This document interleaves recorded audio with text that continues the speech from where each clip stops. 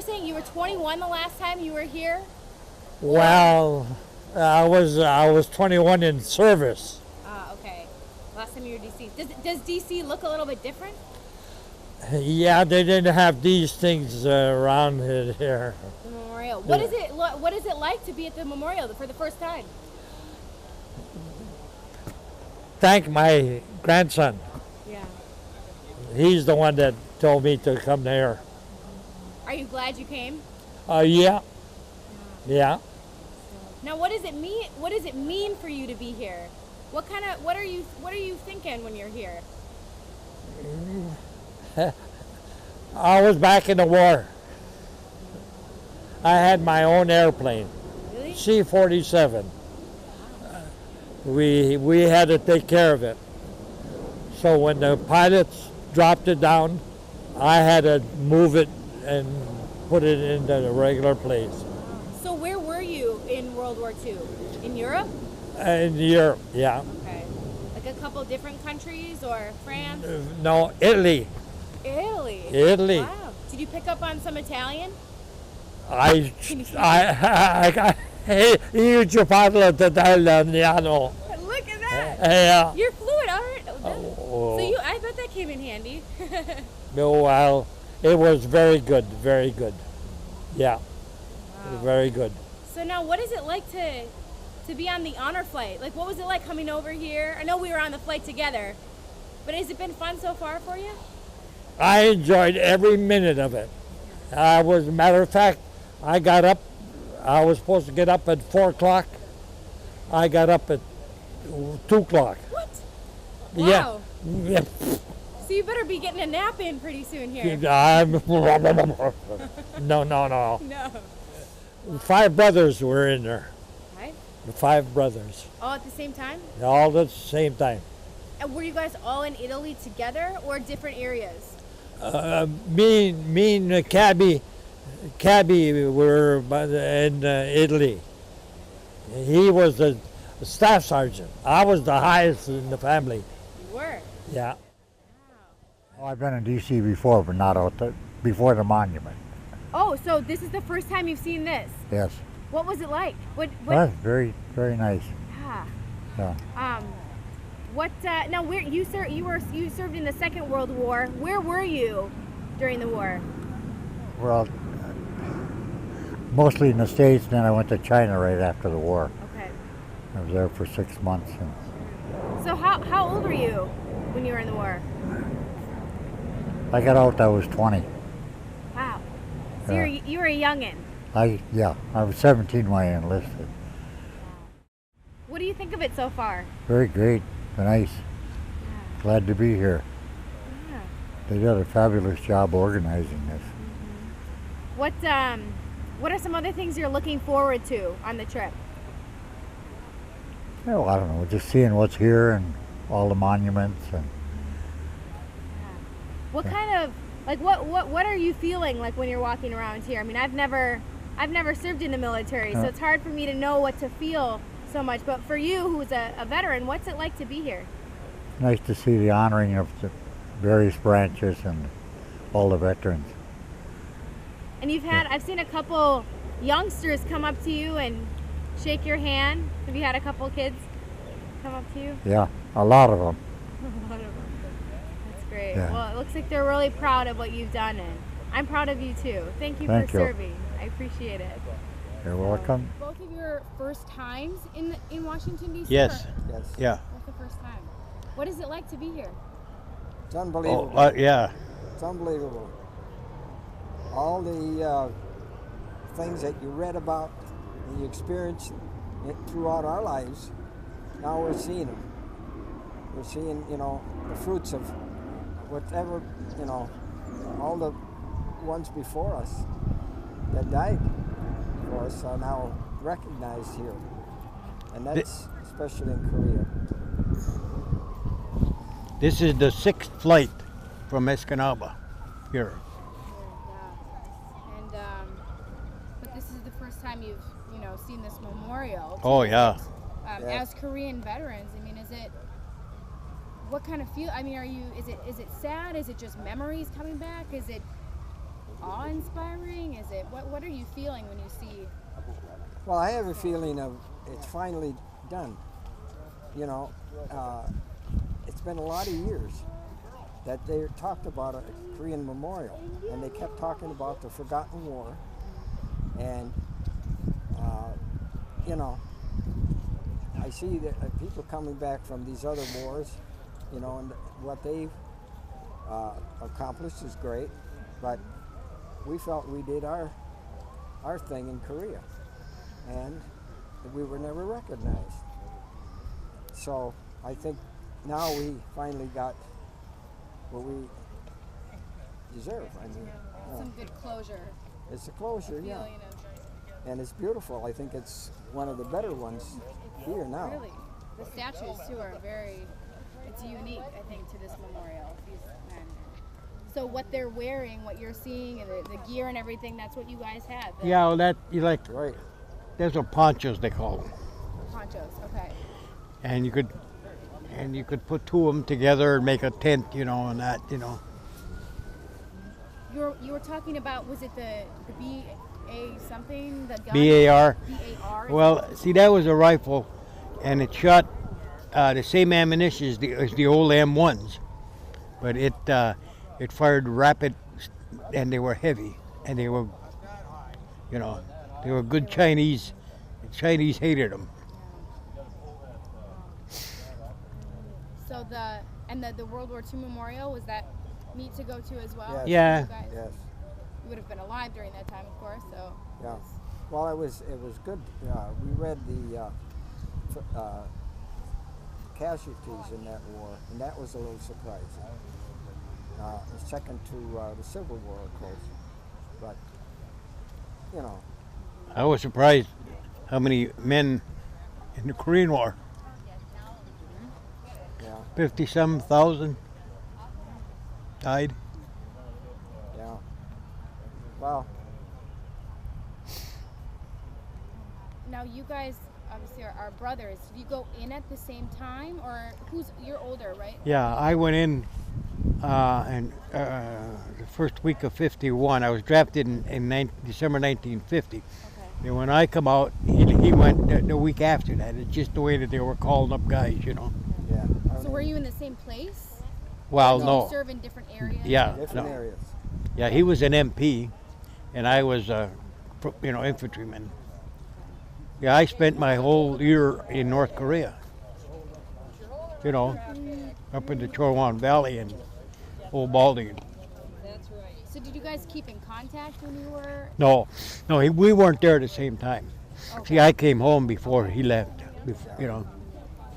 But I suppose it's a special bond you share as brothers. You Oh, yeah. have similar experiences. It's Yeah. the same war, I suppose, that you guys are affiliated with. Is it? Yeah, I'm sure when I wrote letters home, you know, Bob was there to sort of explain it to our parents. You know, now I didn't go through the war like Bob did. Bob was on Pork Chop Hill and in the battles, and I was an escort guard in military police. We guarded anything that moved in Korea, all the troops, all the equipment, and one of our biggest thing was the hospital trains. We guarded the hospital trains that went up and picked up the wounded and the fatalities, of course, at times. And that was something, of course, I'll never forget.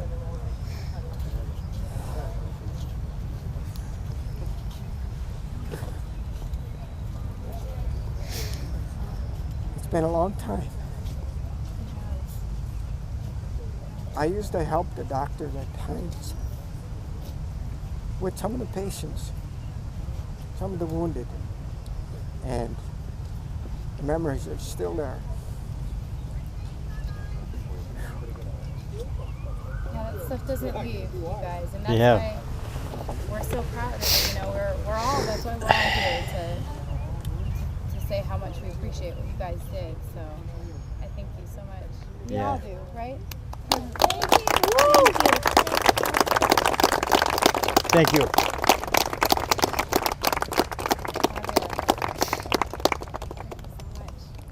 want to shake hands and stuff, you can go ahead. Thank you. Yo, Thank you so much. you're welcome. Thank you. You're welcome. Thank you so much. You're welcome. Thank you very much. You're welcome. I was drafted in December 1950, but I was activated the first week of January Okay. into the 45th Oklahoma Division, which was the National Guard. And we took some basic in the United States, and then we went to northern Hokkaido as a division. And we took advanced training there. And then we went to Korea as a division. And that was in the fall of '51.